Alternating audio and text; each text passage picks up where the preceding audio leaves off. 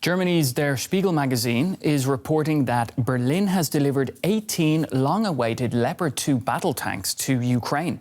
The German-made tanks were reportedly handed over to Ukrainian forces at the country's border. The delivery would mark a major shift in Ukraine's battlefield capability, and it would fulfill a long-held promise by Germany to Ukraine. Well, let's go now to DW correspondent Nick Conley. He's joining us from the Ukrainian city of Kramatorsk, near the front line in the east of the country.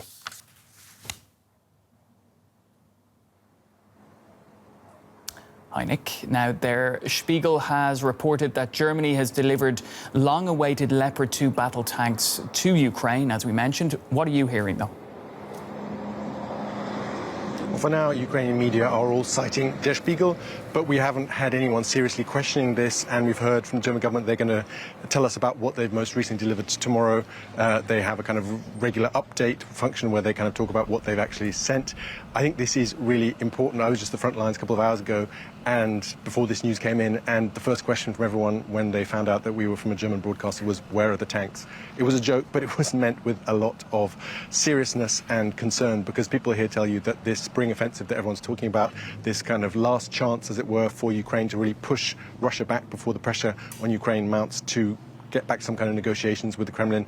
For that, they really need tanks. Right now, they're doing pretty well at defending what they have, but to move forward, they need tanks. So this is a massive, massive development. Now, Volodymyr Zelensky has met with the UN nuclear watchdog chief Rafael Grossi near the frontline region of Zaporizhia. Fighting around Zaporizhia power plant continues to risk nuclear disaster. What was Grossi's message, Nick?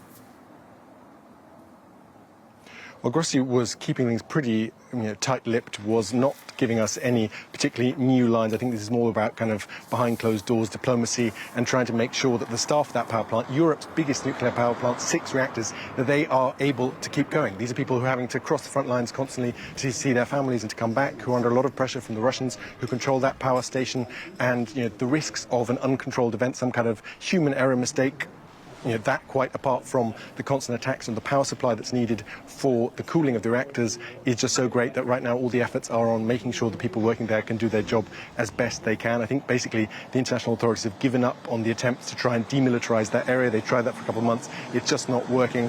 And it's a very, very dangerous situation. I think it's just really kind of testament to the fact that we've all got so used to a war on this scale in the centre of Europe that the fact that this huge power station is constantly without mains power and constantly scrambling for generators to keep its reactors cooled somehow has become normal. That is basically the situation, and one that Rafael Grossi obviously wants to remind people about and make sure that enough attention is given to make sure that at least what's going on now is maintained.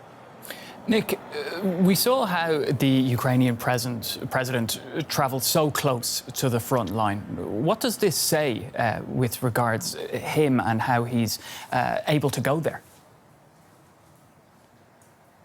I think all along this has been about also showing up Vladimir Putin, as it was, who meets people at the end of very long tables, who moves around Russia, as has been reported, in specially armoured trains. This is about showing his closeness to the people who are risking their lives on a daily basis here fighting on the front lines. I think there's a good deal of security around this, and it's all very last minute. There are no kind of press calls in advance. He just pops up various places along the front lines, and seemingly that is manageable in terms of security. But I think it is important for people to take selfies with him to see that he is there and that he is someone who is not just kind of living a kind of different life in Kiev of meetings and international diplomacy, but actually sees the reality of people here. People I was talking to today are tired. After a year of war, the initial kind of adrenaline rush is gone, and people are really worried about how this is going to carry on, if Ukraine is going to get enough supplies, and if they'll have basically the staying power to keep going for another year.